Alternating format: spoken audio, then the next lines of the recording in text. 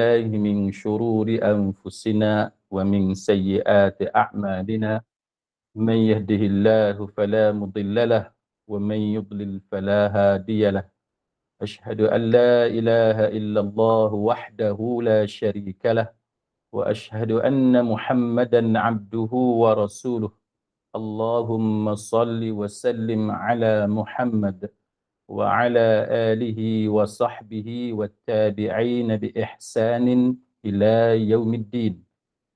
Amma ba'd. Rabbi syarah li sadri, wahai Tuhanku, lapangkanlah dadaku ini, wa yassir li amri, dan permudahkanlah urusanku, wahlul 'uqdatam min lisani, dan uraikanlah kekeluhan lidahku, yafqahu qawli, supaya mereka memahami kata-kataku ini. Rabbi zidni ilma, wahai Tuhanku, tambahkanlah ilmu kepadaku. Allahumma faqihna fid din, ya Allah, kurniakan kepada kami kefahaman tentang agama. Wa 'allimna ta'wil, dan ajarkanlah kepada kami ilmu ta'wil. Wahdinas siratal mustaqim, dan tunjukkan kepada kami jalan Engkau, jalan yang lurus. Amin ya rabbal alamin. Saudara-saudari, sahabat-sahabat pencinta Al-Quran, muslimin muslimat, rahimakumullah. Mudah-mudahan pada pagi ini adalah permulaan yang baik kepada kita untuk hari ini, dan kita dikurniakan sebaik-baik rezeki oleh Allah Subhanahu wa taala, insya-Allah. Pada pagi ini saya akan berkongsi satu tajuk berkenaan dengan kenapa Al-Quran menggunakan binatang sebagai contoh perbandingan atau perumpamaan kepada kita. Jadi sudah tentu ada perkara-perkara tertentu, objektif, tujuan tertentu yang sepatutnya menjadi bahan renungan ataupun pelajaran yang berguna kepada kita semua. Baik, para pengkaji Al-Quran, para mufassirun dan para ulama yang mendalami ilmu berkenaan dengan ulumul Quran ataupun the sciences of the Quran, mereka telah mengemukakan nama-nama dan berapakah kekerapan nama binatang itu disebut oleh Allah Subhanahu wa taala di dalam Al-Quran. Contohnya al-ibil, kan, unta. Perkataan ibil itu, unta itu disebut dua kali. Surah Al-An'am dan surah Al-Ghashiyah. Kemudian adalah naqah, unta betina, kan, disebut sebanyak 7 kali. Surah Al-A'raf, surah Hud, Al-Isra, kan, Asy-Syams, Al-Qamar dan sebagainya. Kemudian nama-nama binatang lain. Unta ni banyak istilah yang disebut dalam Quran, dengan pelbagai istilah yang merujuk kepada unta betina yang dibiarkan lepas bebas dan sebagainya. Macam-macam istilah berkenaan dengan unta. Selain daripada unta betina, unta jantan yang disebut dalam Quran, Quran juga menyebut tentang lembu betina, kan, anak lembu, kambing biri-biri. Kalau kambing biri-biri dalam surah Al-An'am ayat 143. Kambing betina, kambing, gajah, kera, kuda, dan kuda pula disebut dengan pelbagai istilah, kan, al-jiyad, kuda yang tangkas, al-khail, kuda yang terbaik, al-adiyat, kuda yang pantas berlari. Jadi pelbagai istilah.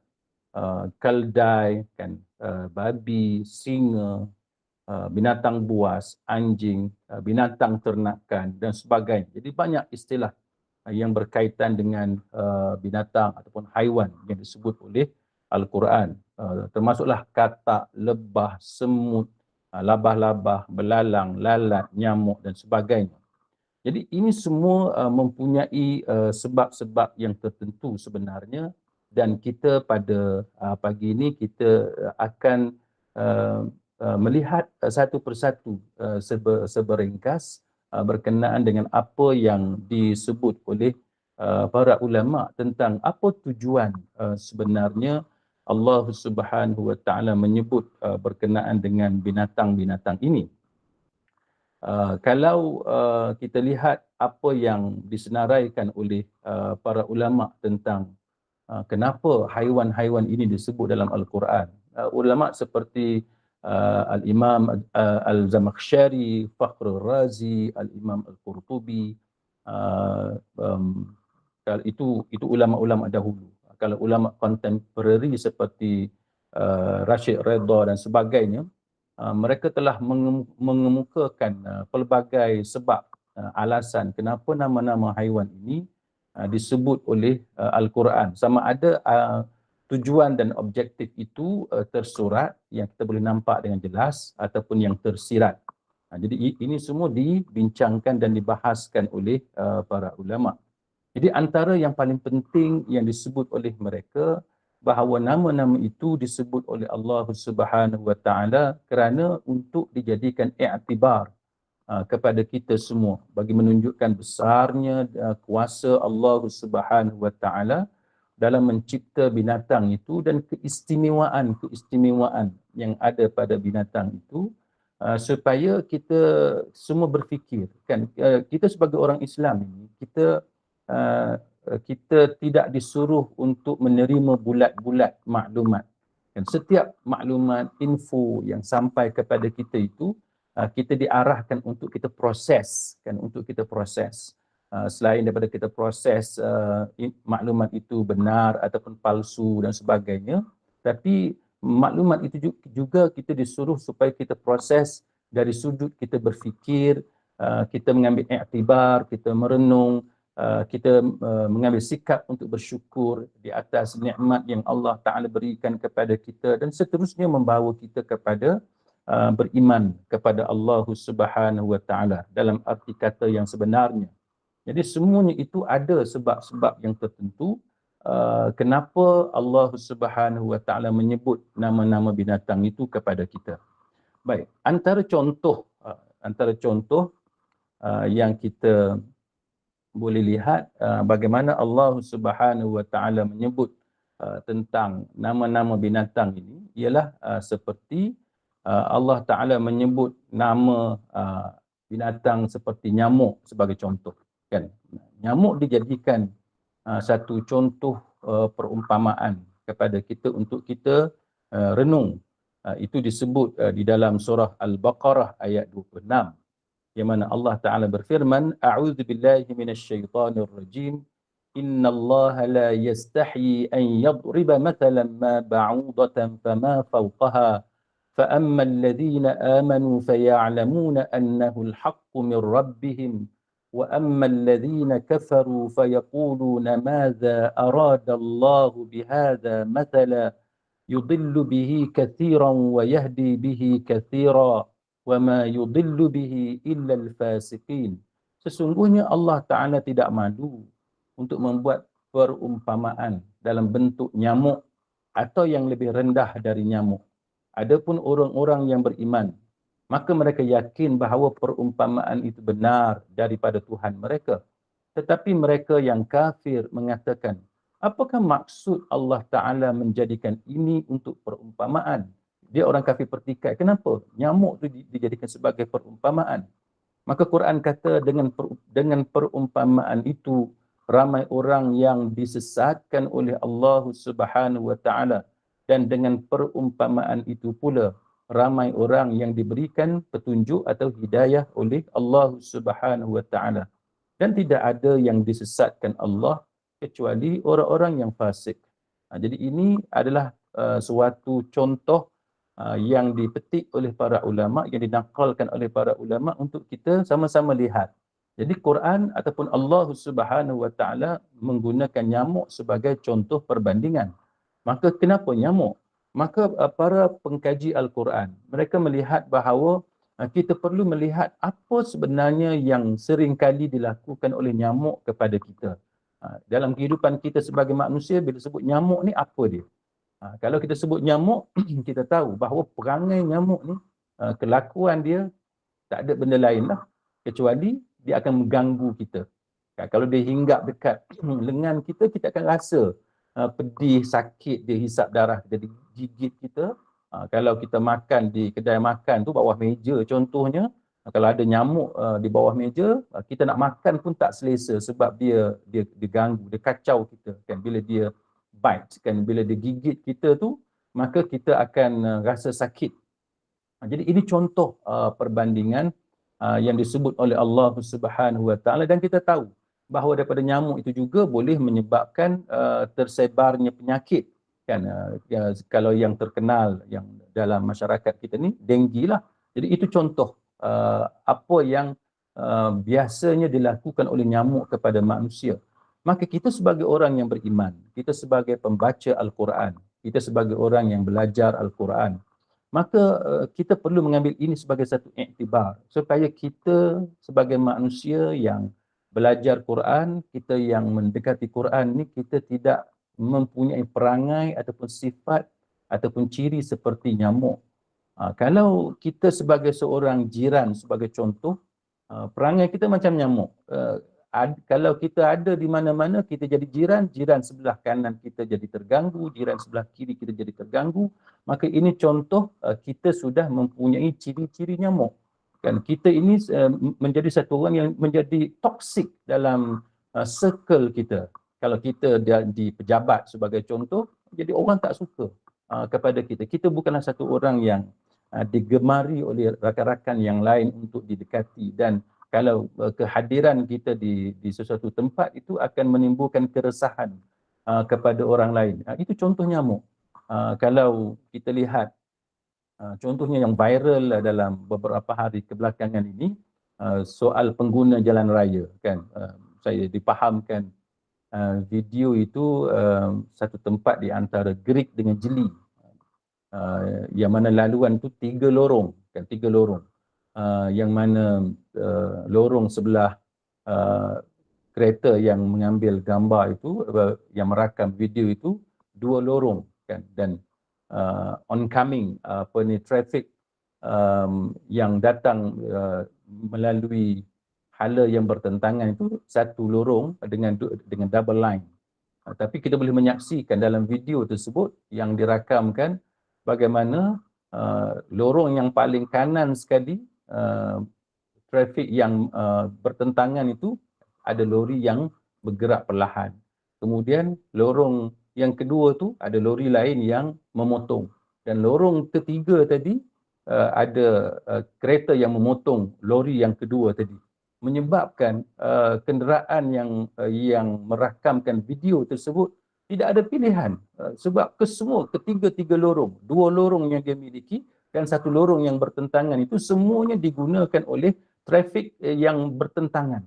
Jadi menyebabkan hampir-hampir berlaku kemalangan. Itu contoh kan, kalau kita berada di jalan raya, kita satu orang yang mempunyai ciri seperti nyamuk, kita ganggu orang, kita kacau orang dan sebagainya, maka itu menimbulkan bahaya yang sangat besar. Dan baru-baru ini, semalam ataupun 2 hari lepas, kita boleh baca berita bagaimana seorang remaja perempuan umur 14 tahun memandu kenderaan di Alustar, kemudian menyebabkan kemalangan dan berlaku kematian kepada salah seorang daripada penunggang motosikal.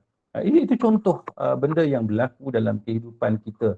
Kan kadang-kadang kita ada kenderaan, anak kita yang tak ada lesen, anak kita yang tak fit kan, tidak competent, tidak layak pun, not qualified kan untuk membawa kenderaan itu, kita benarkan ataupun kita biarkan, kita tidak halang, maka itu memudaratkan kepada orang lain. Jadi ini contoh perkara yang tidak sepatutnya berlaku kepada orang-orang yang beriman. Kan kita sebagai orang beriman ni, kita tak boleh menjadi toksik ataupun mengganggu, menyebabkan ketidakselesaan kepada orang lain.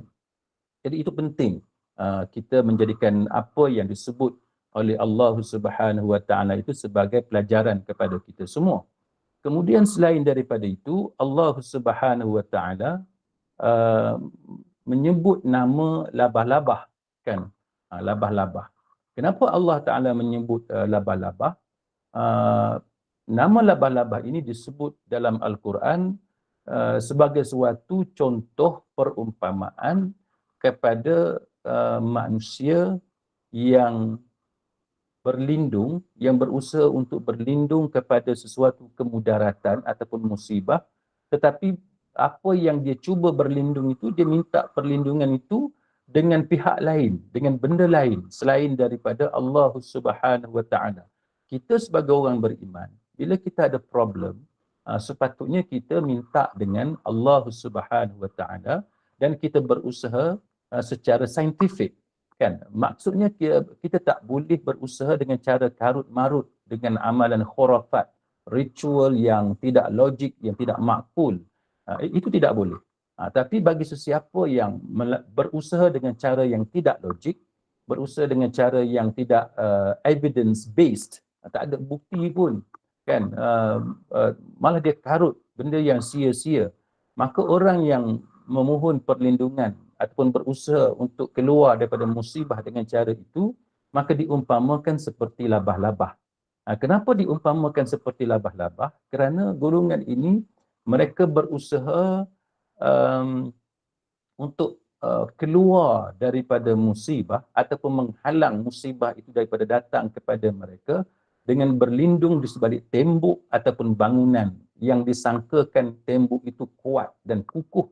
Tetapi apabila disebut perbandingan itu dengan labah-labah, kita tahu bagaimana labah-labah membuat sarangnya, dan kita tahu bagaimana apa yang dibuat oleh labah-labah itu sebenarnya senang sahaja musnah, kan, senang koyak, senang sahaja dia jatuh dan sebagainya. Kita hanya lalukan tangan kita tak perlu usaha banyak pun untuk merosakkan sarang labah-labah itu. Jadi ini yang diperingatkan oleh Allah Subhanahu Wa Taala dalam surah Al-Ankabut ayat 41.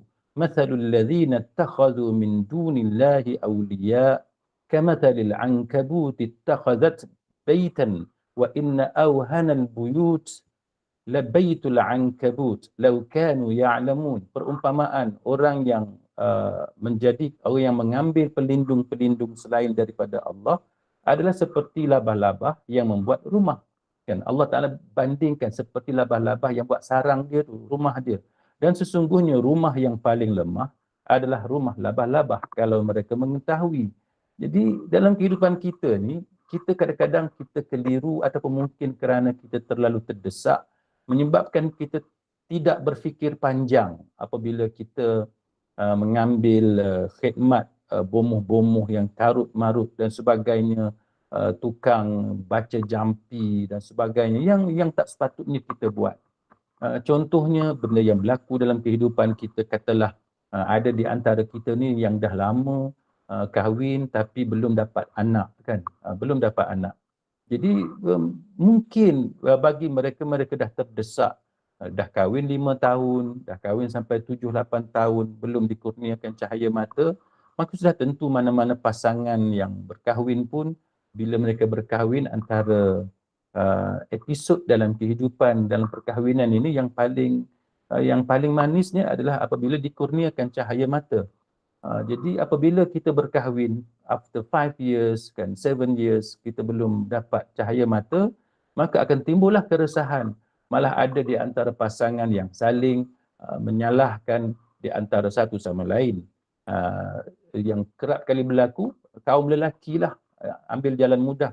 Dia menyalahkan isterinya kerana tidak mampu memberikan cahaya mata kepadanya. Jadi ini akan memberi tekanan perasaan kepada kaum wanita, kepada para isteri, kerana mereka sendiri pun mengharapkan cahaya mata, dan sudah tentu mereka sedih dan mereka tertekan perasaan, psikologinya berada dalam keadaan yang sangat lemah kerana tidak dikurniakan cahaya mata, ditambah pula dengan sikap suami yang menyalahkan dirinya sebab tidak dapat melahirkan anak, kan, tidak dapat memberikan cahaya mata. Maka dengan sebab tekanan demi tekanan inilah yang menyebabkan kadang-kadang ada di antara kita ini mengambil jalan yang sebenarnya menyimpang daripada jalan agama, kan, berjumpa dengan bomoh, dengan jampi mentera yang karut marut, yang tidak difahami, dan dikenakan pengeras ribu raban, ada yang dikenakan RM5,000, RM6,000, ada yang sampai RM10,000, RM12,000 dan sebagainya. Ini antara sebab kenapa Al-Quran melarang kita daripada menggunakan perkhidmatan yang karut, kan, perkhidmatan yang tidak evidence based, kan, yang tidak scientific, yang tidak dibenarkan oleh Quran dan hadis. Bukan, Islam ni bukan satu agama yang hendak mengongkong kita semata-mata tanpa sebab. Tetapi peraturan dan undang-undang itu dibuat, hukum hakam itu disediakan kepada kita semua supaya kita berada di atas on the right track, atas landasan yang benar, landasan yang betul. Sebab kalau kita menyimpang daripada landasan yang betul, kita akan sesat. Kan, kehidupan kita akan merana. Kita bukan sahaja kerugian financially, dari segi keuangan kita rugi. Kita habis ribu-ribu, kita habis berbelas ribu untuk perkara yang tidak berfaedah pun. Tapi yang lebih dahsyat daripada itu, akidah kita rosak. Asalnya kerana nak anak, kita perlukan anak, tapi kita berjumpa dengan bomoh yang karut. Kan asalnya kerana kita nak membahagiakan rumah tangga kita. Asalnya kita nak keluar daripada musibah, daripada penyakit yang kita alami. Kita dah berusaha berjumpa dengan doktor, pergi hospital dan sebagainya bertahun-tahun, tidak sembuh. Akhirnya kita cuba cari jalan lain, tapi jalan yang kita pilih itu jalan yang khurafat, yang karut, yang bertentangan dengan akidah. Maka orang-orang yang seperti ini, dia perlu mengetahui bahawa apa yang dia lakukan itu telah pun disebut oleh Allah Subhanahu Wa Taala adalah seperti labah-labah kan yang membina rumahnya, yang mana rumah labah-labah itu ataupun sarang labah-labah itu adalah satu sarang yang sangat lemah, yang mudah sahaja dirosakkan dengan hanya kita menggunakan jari kita boleh rosakkan rumah labah-labah itu. Maka dengan sebab itu kita sebagai hamba Allah Subhanahu Wa Taala dalam kehidupan kita jangan sekali-kali terikut-ikut dengan sebahagian di kalangan kita ni yang buat benda-benda yang bertentangan dengan akidah. Yang seterusnya ialah apa yang disebutkan oleh Allah Subhanahu Wa Taala dengan khinzir ataupun babi. Kita orang Melayu ni kita rasa susah nak sebut babi sebab ialah nama pun babi. Babi ni kalau kita sebut kita rasa sangat rasa bersalah kan. Jadi kita pun gunalah perkataan khinzir supaya tidak nampak teruk sangat sebutan itu. Tapi sebenarnya bila sebut babi ni, itu menggambaran betapa buruknya binatang yang kita sebut namanya itu, betapa buruk, betapa kotornya binatang itu. Dan sebagaimana kita pun rasa reluctant, hesitate, rasa susah, teragak-agak nak sebut babi ni sampai kita tukar, kita orang Melayu tukar kepada perkataan khinzir, walaupun khinzir itu dalam istilah bahasa Arab, fil lughatil arabiyyah, namanya khinzir, sama je khinzir ataupun babi. Cuma kita orang Melayu, kita ada setengah di kalangan kita pilih untuk menyebut khinzir. Baik, jadi itu gambaran betapa babi ini memang dia suka kepada kotoran dan dia tak ada rasa cemburu. Itu babi, dia suka kepada kotoran, dia tak ada rasa cemburu dan dia boleh biarkan benda-benda yang tidak senonoh yang orang buat kepada ahli keluarga dia. Jadi karakter babi ini memang disebut oleh Allah Subhanahu Wa Taala dalam Quran. Dalam surah Maidah ayat 60. Kan Allah Taala kata, "Qul hal unabbiukum bisyarrin min dzalika matubatan 'indallahi man la'anahu Allah wa ghadiba 'alaihi wa ja'ala minhumul qiradata wal khanazir." Allah Ta'ala kata, apakah akan aku beritakan kepada kamu tentang orang yang lebih buruk pembalasannya daripada orang-orang fasik itu di sisi Allah, iaitu orang yang dilaknat dan dimurkai oleh Allah, yang mana di antara mereka ada yang dijadikan kera dan babi. Jadi Allah Ta'ala sebut kera dan babi. Jadi babi ini satu binatang yang suka kepada kotoran. Saya minta maaf kalau saya bagi contoh ini, yang mana saya pernah menghantar anak saya yang ketiga itu ke sebuah universiti di ibu negara, dalam negara kita. Semasa pada hari pertama pendaftaran, jadi kita ramai-ramai, saya dengan isteri, dengan anak-anak, satu keluarga, kami hantar anak kami yang ketiga itu, perempuan, untuk mendaftar di sebuah universiti tempatan. Jadi apabila kami sampai di sana, biasalah kita register dan kita bawa barang masuk dalam bilik. Kan ni asrama pelajar-pelajar perempuan, siswi. Bila masuk dalam tu, jadi kita ambil lokal lah, ambil almari, dan bila kita buka je almari tu, sedih tengok. Bila tengok di almari tu ada tuala wanita. Kan ada tuala wanita yang ditampal pada bahagian dalam, pada pintu almari tersebut. Ini contoh bagaimana sikap pengotor, sikap tak tahu malu yang dimiliki oleh pelajar yang tersebut, yang meninggalkan lampin wanita, tuala wanitanya itu dengan cara ditampal pada bahagian tersebut. Kita tak tahu apa tujuan dia, saja dia nak mengusik ke, saja dia nak bergurau ke, kita tak tahu.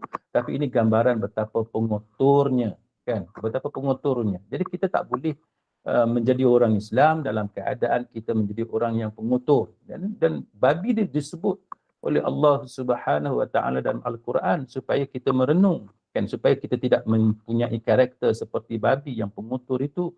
Dalam bila saya ingat bila saya anak-anak perempuan saya belajar di sekolah dahulu di asrama, lampin-lampin tuala wanita ini kadang-kadang dicampak, dibuang begitu sahaja, dimasukkan dalam tandas sampai tersumbat tandas asrama dan sebagainya. Itu gambaran bagaimana sebahagian pelajar-pelajar perempuan ini di sekolah agama tu, bukan sekolah biasa, ni sekolah agama yang terkenal, tapi ada sikap tidak tahu menjaga kebersihan. Jadi ini sifat yang tidak baik, kan, yang tidak sepatutnya ada pada orang-orang mukmin. Kita orang-orang beriman, kalau orang datang ke rumah kita, orang boleh bezakan, oh ini rumah orang beriman. Dengan kebersihannya, kan, bila masuk tandas dengan tandas yang bersih. Jadi ini sifat ciri yang perlu ada kepada orang yang beriman. Malah tujuan disebut babi ini juga supaya kita orang-orang beriman tahu bahawa kita mesti ada rasa cemburu kalau ada orang lain buat perkara tidak senonoh kepada ahli keluarga kita. Dan kita tak boleh biarkan ahli keluarga kita mendedahkan aurat, memakai pakaian yang menjolok mata dan sebagainya. Saya ingat saya boleh bagi satu contoh kepada sahabat-sahabat semua. Ada seorang lelaki yang saya kenali, kan, seorang lelaki yang saya memang kenal dia dan juga agak rapat dengan saya, yang mana dia bila dia mencapai usia 40-an, kalau saya tidak silap pada masa itu, dia datang satu perangai yang tak bagus, kan, perangai yang tak bagus. Si suami, si lelaki tadi, iaitu dia mulai mencari perempuan lain, dia mulai memandang perempuan lain. Jadi menyebabkan berlaku perbalahan antara dia dengan isterinya. Jadi ringkas ceritanya, dengan perbalahan itu, akhirnya dia minta isterinya supaya jangan pakai macam orang kampung. Dia kata jangan pakai pakaian yang tidak menarik perhatian dia. Dia minta, dia mahu supaya isterinya pakai pakaian, kalau keluar dengan dia, pakai pakaian yang boleh menarik perhatian dia, supaya dia boleh pandang isteri dia. Jadi apa yang berlaku? Isterinya itu tidak ada pilihan sebab itu kehendak suaminya, maka dia pakai dengan singkatnya, dengan pakai ketatnya. Kasut tumit tinggi itu tahan lagi lah, tapi pakaian tu yang dia pakai. Sehingga kan kami di kalangan kaum keluarga, di kalangan kawan-kawan, jiran dan sebagainya pelik. Kenapa orang yang kami kenal, yang isteri ni, yang satu perempuan, satu isteri yang baik, yang kita tahu dia berpakaian dengan pakaian takwa, pakaian yang sempurna dari sudut agama, tiba-tiba berubah pakai dengan ketat, dengan singkat dan sebagainya. Jadi bila kita tanya, adalah di kalangan kaum keluarga kami yang perempuan-perempuan ni tanya, apa sebenarnya berlaku menyebabkan dia berubah watak, berubah dari segi cara berpakaian dan sebagainya. Maka dia ceritalah bagaimana suaminya sendiri yang mahukan supaya dia berpakaian seperti itu. Jadi kita para suami sepatutnya kita jaga maruah isteri kita, kan, supaya kecantikan isteri kita itu badan dia hanya dipandang oleh kita sahaja, kan, dinikmati oleh kita sahaja, para suami. Bukannya kita dedahkan isteri kita kepada pandangan-pandangan jahat, pandangan-pandangan nakal di kalangan lelaki-lelaki yang fasik, lelaki yang berdosa, kan, lelaki yang penjahat dan sebagainya. Maka kita sebagai suami, kita kena ada rasa cemburu kalau ada orang pandang isteri kita, ada orang usik isteri kita. Jadi kalau kita sendiri yang memerintahkan, yang mengarahkan isteri kita memakai pakaian seperti itu, bermakna kita sendiri yang mengundang pandangan jahat, kita sendiri yang mengundang supaya orang lain ganggu dan kacau isteri kita. Maka ini adalah contoh suami yang tidak bagus, kan, suami yang tidak baik, kerana dia tidak sayang kepada isterinya dalam arti kata yang sepatutnya. Apatah lagi kalau ada gangguan-gangguan dan perlakuan yang tidak senonoh yang dilakukan kepada isteri kita. Dan kita tahulah kalau para isteri ini menggunakan perkhidmatan awam, train, LRT dan sebagainya pada waktu sesak, kan, peak hours, macam-macam benda yang boleh berlaku. Lelaki-lelaki yang nakal, yang tidak baik ini, dia akan ambil kesempatan pada waktu sesak seperti itu untuk gesilkan badan dia dan sebagainya. Maka kita sebagai para suami, kita tak boleh biarkan. Maka kalau kita biarkan, kita tidak ada rasa cemburu, malah kita sendiri yang mengarahkan isteri kita untuk berpakaian seperti itu, maka itulah contoh perbandingan seperti babi, kan, seperti babi. Yang mana sudah tentu kita tak suka. Kita nak sebut babi pun kita rasa serba salah. Baik, kemudian sidang hadirin mukminin, Allah Ta'ala juga menggunakan perkataan kera yang kita sebut tadi, kan, dalam ayat tadi surah Maidah ayat 60, bagaimana Allah Ta'ala menggunakan perkataan kiradah, kan, dan juga khanazir. Kemudian pada ayat surah Baqarah ayat 65,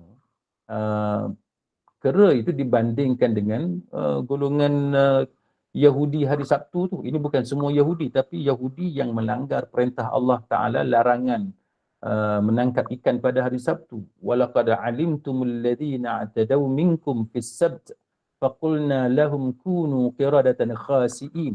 Dan sesungguhnya telah kamu ketahui orang-orang yang melanggar di antara kamu pada hari Sabtu, lalu kami berfirman kepada mereka, jadilah kera yang hina.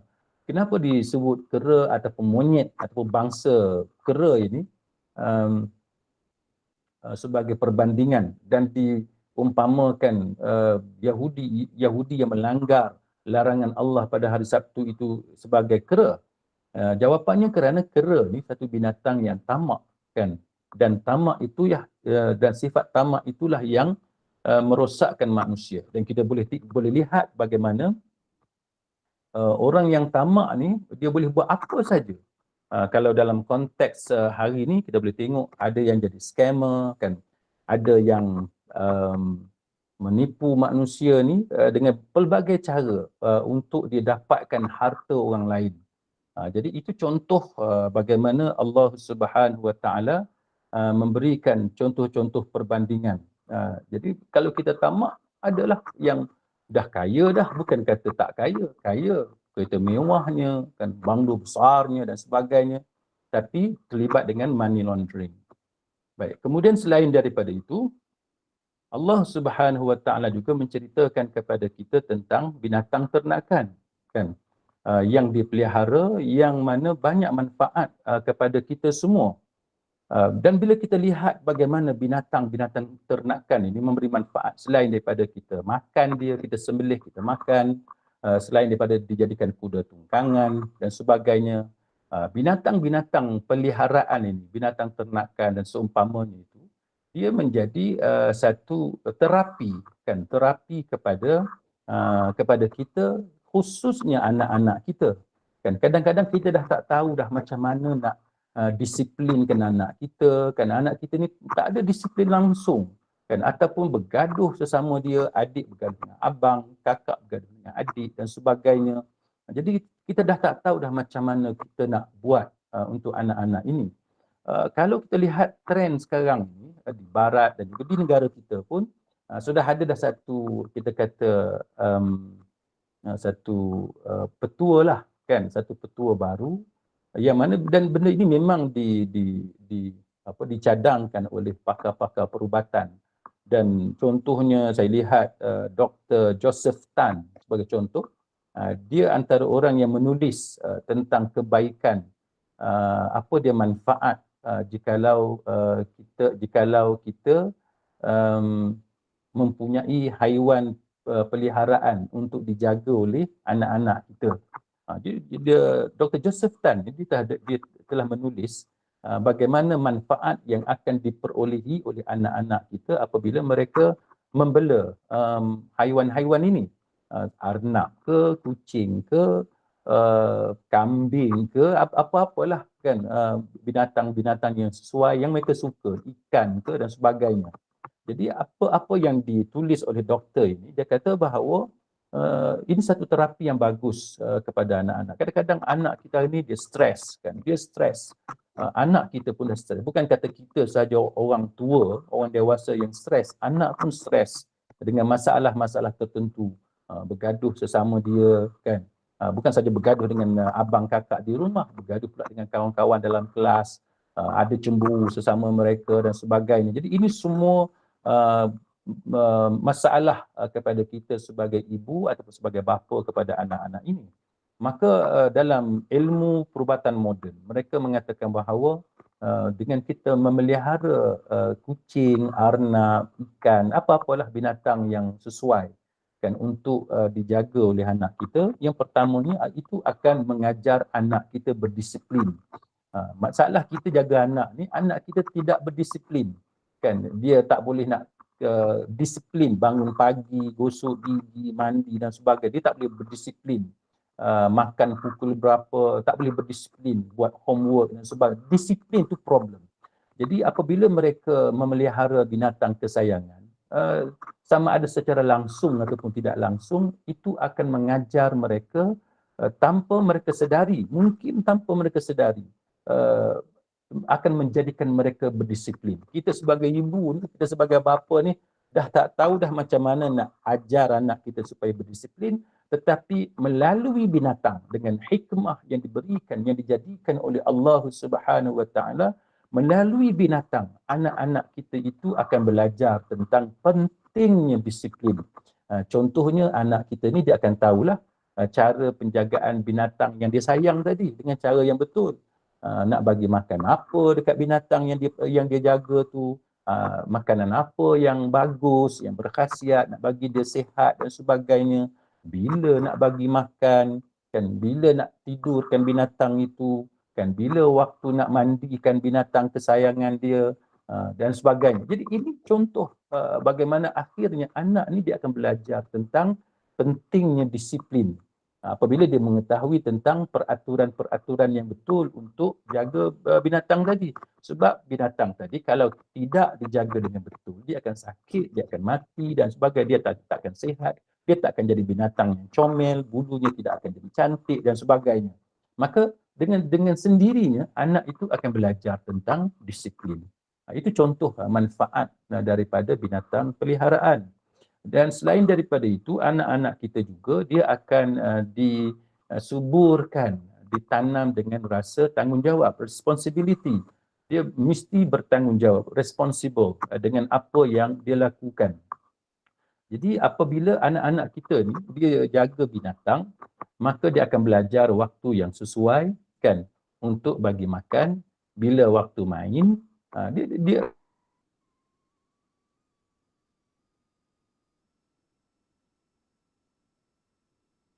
dia ada mana apa ni makanan haiwan tadi kan, banyak mana dan sebagainya, dan anak-anak ini akan belajar untuk menyayangi dan bersifat belas kasihan kepada binatang peliharaan dia. Kalau selama ni dia jadi seorang yang bengis, garang, kejam, bergaduh dengan adik-beradik, tapi bila dia ada binatang kesayangan dia, lama kelamaan sifat kasih sayang itu akan disemai, akan disuburkan dalam dirinya. Baik. Kemudian selain daripada itu, bila menjaga binatang ni juga, dia akan improve, memperbaiki self-confidence, keyakinan diri anak-anak. Anak-anak kita ni, khususnya kita orang-orang Melayu kan, di Malaysia ini, bolehlah kita tanya guru-guru di sekolah dan sebagainya, yang mana majoriti, tidak semua, tapi ramai di kalangan anak-anak Melayu kita yang susah nak ke depan bila cikgu dalam kelas tanya soalan. Nak angkat tangan ni susah untuk jawab soalan. Dan pengalaman saya mengajar di universiti pun, sebab di kalangan murid-murid saya di universiti ada international students kan, ada international students, kita campur sekali dengan local students, dengan pelajar-pelajar Malaysia. Bila saya lontarkan soalan-soalan ataupun saya provoke dengan isu-isu tertentu dalam kelas, yang akan menjawab soalan saya, yang akan respon terhadap provokasi yang saya lemparkan dalam kelas pengajian, biasanya pelajar-pelajar international dan pelajar-pelajar antarabangsa, pelajar luar negara dan bukan pelajar Melayu. Jadi pelajar Melayu ni dia tidak ada keyakinan diri, dia tidak berani untuk ke depan kan, untuk berdebat, untuk berhujah dan sebagainya. Dia masih ada sifat malu yang menebal dan tidak ada keyakinan diri.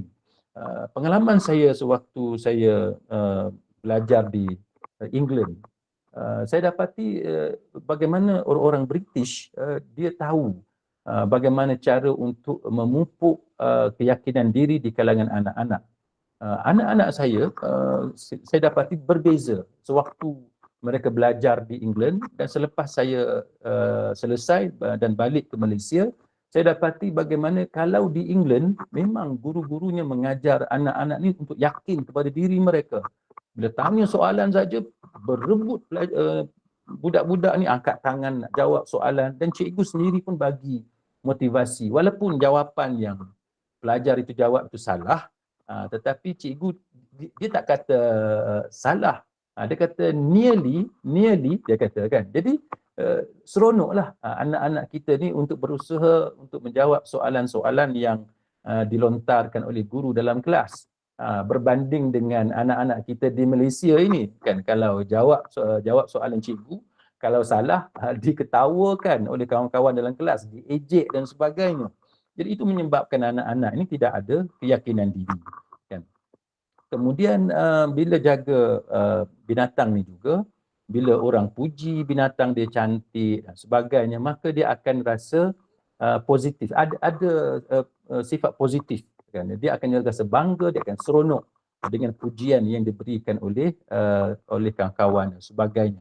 Kemudian bila mereka ni menjaga binatang, tak kira jaga kambing ke jaga binatang apa sekalipun, itu akan merangsang kemahiran motornya. Dia akan jadi anak-anak yang aktif bergerak, cergas, tidak lembab.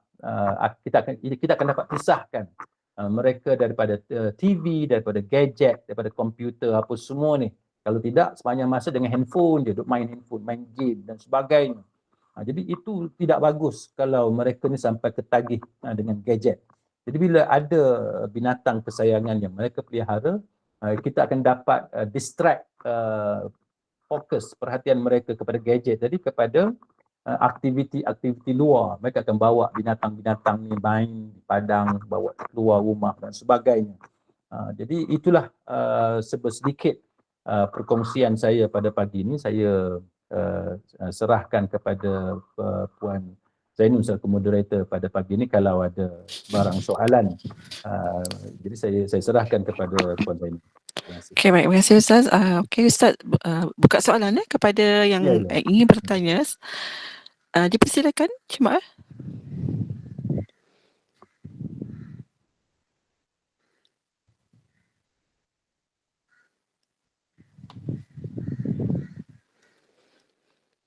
Nampaknya okey, Puan Zainab, dipersilakan. Puan Zainab. Assalamualaikum Ustaz. Waalaikumsalam. Saya nak tanya, cucu saya bila bangun tidur je suka main handphone. Macam mana cara saya nak bagi tahu kat cucu supaya jangan main handphone tu. Macam mana? Apakah cara-caranya? Wallahu a'lam. Memang susah sebenarnya. Saya akui kita nak kita kata nak disiplinkan anak kita atau cucu kita dengan gadget ni, dengan handphone dan sebagainya. Tapi kalau tanya saya dan rakan-rakan saya yang lain pun, apa yang kami buat ialah kami berikan telefon itu pada waktu tertentu sahaja. Kan, kami tak bagi handphone tu sepanjang masa. Contohnya boleh dengan handphone tu daripada pukul berapa sampai pukul berapa. Bila malam nak tidur, sebagai contoh, malam nak tidur semua kena serahkan telefon kepada mak, kepada ayah untuk mak dengan ayah simpan. Jadi bila katalah time tidur after 10 o'clock, selepas pukul 10 contohnya, 10 malam, okey, sampai pukul 10 malam semua kena serahkan handphone. Sebab kalau sebelum tu mungkin dia bagi alasan nak buat homework lah, apa semua kan, adalah tugas-tugasan yang perlu diselesaikan. Jadi kita bagi limit, contohnya pukul 10 malam ataupun 11 malam, dah waktu tidur kan. Kita 10 malam ambil semua gadget tadi, handphone ke laptop dan sebagainya, dan antara benda yang kita boleh amalkan ialah kita tutup internet kan, kita tutup internet. Jadi mak dengan ayah pun kena korban jugalah. Jangan mak ayah juga nak tengok internet, nak guna internet bila time nak tidur. Jadi bila sampai pukul 10 malam atau 11 malam, kita tutup internet. Jadi semua orang dalam rumah tu tak boleh guna dah internet. Semua kena tidur, sebagai contoh. Jadi bila buka balik, bila nak serah balik handphone tadi, kita tetapkanlah 7 pagi ke ataupun tengah hari ke. Jadi itu cara kita disiplinkan anak kita. So dia tahu bahawa kita bukan larang dia secara 100% tak boleh guna gadget. Tapi kita dah disiplinkan dia. Ada masa dengan gadget, ada masa tak boleh menggunakan gadget. Itu antara petua ataupun amalan saya dan juga kawan-kawan. Wallahu a'lam. Ustaz, Ya. Assalamualaikum Ustaz. Waalaikumsalam warahmatullahi. Anak saya dia buat dekat cucu saya, hari Minggu je boleh buka handset. Hari lain semua dia tak buka, so tutup dia pegang. Dalam handset tu pun dia sekat dah. Dia sekat tentang benda-benda yang tak elok, semua dah tak boleh buka. Cuma mereka boleh buka tentang biasa-biasa saja. Memang macam itulah dia buat selalu. Mereka amal, mereka tak berani Ustaz. Betul. Anak saya tu garang sikit. Dia memang dia pegang lah. Cuti je dia buka dia dah. Terima kasih Ustaz. Itu amalan kami. Ya. Terima kasih. Assalamualaikum. Boleh pilih yang mana satu kan nak buat. Okey, seterusnya. Betul. Ada banyak pilihan sebenarnya yang lebih. Okey Ustaz, siapa saya nampak kat sini, Puan Hamidah angkat tangan. Ya, Assalamualaikum Ustaz. Waalaikumsalam. Saya nak tanya, ada seorang dia ni macam social activist lah. Dia selalu ambil pela kucing tau. Orang tinggal kat KL lah. This is real story. Dia saya selalu follow Instagram dia. Ramai orang yang macam kucing sakit, yang kronik-kronik semua pergi tinggal kat dia kan. Dia belah lah, dia ambil dia belah. Lepas tu of course dia tak donation lah kan. Kita siapa yang nak contribute, kita contribute. Okay, so dia ada pelihara dalam 300 ekor kucing dekat rumah dia tu. Tak apalah. Semalam, saya tahu dia ada duk rawat anjing juga. Dia ada duk cerita jugalah. Kalau orang pergi tinggal anjing yang sakit. Orang kita ni kadang-kadang memang ni sikit kan. Kalau macam binatang tu sakit teruk pun pergi just tinggal macam tu saja kan. So dia ni of course lah hati mulia. Dia ambil dia belah. Apa semua tak apa. Itu bagus lah. Dan ada lah orang-orang yang duk bagi macam contribute duit apa semua. Terus semalam saya tengok, saya terkejut sikit lah sebab dia dengan anjing tu bebas sangat. Dia tak pakai glove dan dia macam dia lurut badan anjing tu pun duk keliling. Ada 12 ekor anjing yang dia belah. Asalnya sakit lah. Lepas tu sampai sekarang dia tu orang Malaysia ke? Orang Melayu kita. Orang Melayu. Okey. Puan. Lepas tu saya nak tanya macam mana tu sebab saya rasa sekarang ni orang kita mereka macam a bit confused tau tentang hubungan dengan anjing tu. Sebab dia orang pegang kata kalau tak basah kan, kalau dia tak basah, anjing tak basah, so dia boleh touch, dia boleh pegang, dia boleh belai, dia boleh semua. So saya nak tanya apa dia punya had dia. Saya dah confused lah. Terima kasih. Baik, sama-sama. Wallahu a'lam. Kita orang Islam dengan anjing ni kita kena ambil pendekatan yang tepat sebagaimana yang yang kita sepatutnya amalkan lah. Khususnya kita di Malaysia ni majoriti kan, walaupun mungkin ada pengecualian, tapi majoriti di kalangan kita ni bermazhab Syafi'i. Baik, jadi kita nak banding dengan orang Islam lain di negara lain, mungkin ada yang sama, ada yang tak sama, sebab dari segi mazhab mungkin sama, mungkin tak sama. Jadi kita di Malaysia ni kita kena mengambil sikap yang betul lah. Yang pertamanya ialah kita kena sederhana lah, kena seimbang, kena sederhana. Sederhana ataupun pertengahan antara dua perkara yang tak sepatutnya kita lakukan. Iaitu yang pertamanya kita tak boleh menjadi seorang yang kejam, kan? Iaitu kita buat anaya kepada anjing, kan? Kita biarkan dia, tak boleh. Sebab dalam agama kita pun kita diajar orang sampai tahap dalam hadis menyebut tentang seorang perempuan yang tidak bagus itu, perempuan pelacur itu, yang memberi minum kepada anjing pun Allah Ta'ala ampun dosa dia, kan? Jadi itu contoh bagaimana mulianya orang yang menolong anjing. Jadi itu satu perkara yang kita kena tahu. Jadi sesiapa yang menolong anjing, sama ada menyelamatkan anjing dan sebagainya itu, maka dia telah melakukan perkara yang dimuliakan oleh Allah Subhanahu Wa Taala. Itu yang pertama. Tapi pada masa yang sama, kan, kita tak boleh confuse sampai tahap kita ambil anjing tu jadi binatang yang macam kucing. Kita pelihara dia, kita main, manja dengan dia, kita peluk, duduk dalam rumah. Yang tu tak boleh. Sebab kita diajar oleh Nabi SAW supaya kita berbeza dengan orang-orang Yahudi. Kan, bila Nabi sampai di Madinah, Yahudi ni sangat berpengaruh.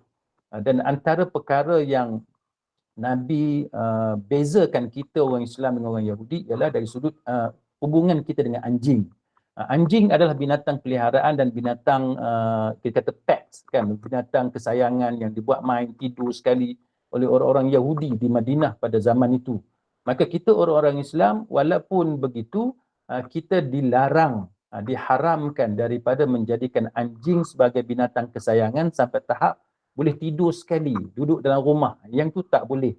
Tapi pada masa yang sama kita diperintahkan untuk imbangkan, iaitu anjing juga dia ada manfaat, dia ada kegunaan, yang mana Islam tak larang kita untuk kita manfaatkan anjing sebagai pemburu, kan, sebagai untuk berburu dengan kita di dalam hutan sebagai contoh, sebagai binatang yang menolong pasukan penyelamat, bomber, polis dan sebagainya, sebagai guide dog, tolong orang buta ke OKU untuk jalan bersia-sia dan sebagainya. Jadi kita kena imbang lah.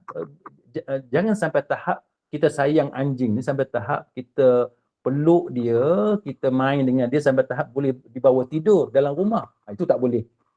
Tapi pada masa yang sama jangan kita sampai tahap takut ataupun jijik kepada anjing itu sampai tahap kita tidak mahu memanfaatkan kelebihan-kelebihan yang pada anjing yang disyariatkan oleh agama. Jadi jawapan saya begitulah, kita kena balance antara dua itu. Dan kalau kita pegang anjing, kita dah belajar fiqh, iaitu kita boleh pegang kalau kering, kan, kalau kering. Dan apabila kita ada keperluan, kan, cuma kita tak boleh jadikan anjing itu sebagai binatang kesayangan yang kita bermain dan peluk dia dalam rumah. Wallahu a'lam. Okey, baik Ustaz. Terima kasih. Sama-sama. Okey, baik, nampaknya setakat itu sahaja. Terima kasih kepada yang bertanya. Alhamdulillah, jazakallah khairan kepada Ustaz Dr. Ahmad Jailani atas perkongsian ilmu ini berkenaan dengan kenapa Al-Quran jadikan binatang sebagai perumpamaan. Perumpamaan haiwan dalam Al-Quran ini adalah kerana perumpamaan ini amat penting kesannya kepada jiwa kita sebenarnya. Akan tetapi lebih spesifik lagi iaitu terhadap hikmah atau pesan ataupun hikmah dari ayat-ayat tentang haiwan atau serangga yang Allah jadikan perumpamaan dalam Al-Quran yang dapat diambil dan diaplikasikan dalam kehidupan manusia ini. Dan akhir kata, semoga Allah SWT menjadikan kita orang yang cintakan ilmu serta memberikan kita kefahaman di dalam agama ini, dan moga diberikan kita kefahaman yang sahih dalam memahami syariatnya. Dan dengan itu kita tutup dahulu majlis ilmu ini Ustaz dengan tasbih kafarah dan surah Al-Asr. Silakan Ustaz. Jadi terima kasih kepada tuan-tuan dan puan-puan sekalian. Semoga ada manfaat untuk kita semua. Kita berdoa kepada Allah. Allahumma inna nas'aluka ilman nafi'a wa rizqan tayyiba wa amalan mutaqabbala. Ya Allah, ya Tuhan kami, sesungguhnya kami pohon kepada Engkau ya Allah, ilmu yang bermanfaat, rezeki yang baik dan amalan yang diterima olehmu. Kita akhiri dengan tasbih kafarah dan surah Al-Asr.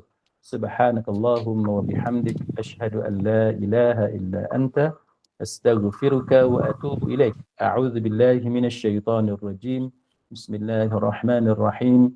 Wal 'asr innal insana lafi khusr illa alladhina amanu wa 'amilus shalihat wa tawasaw bil haqq wa tawasaw bis sabr. Wabillahi taufiq wal hidayah. Wassalamualaikum warahmatullahi wabarakatuh. Terima kasih. Waalaikumsalam warahmatullahi wabarakatuh. Terima kasih Ustaz. Jumpa lagi insya-Allah. Terima kasih Ustaz. Terima kasih Ainul. Terima kasih. Ya, teruskan lagi para jemaah sekalian dengan keluarga khususnya dengan Ustaz Fikri. Rasanya Ustaz pun dah hadir dalam majlis ini. Assalamualaikum Ustaz.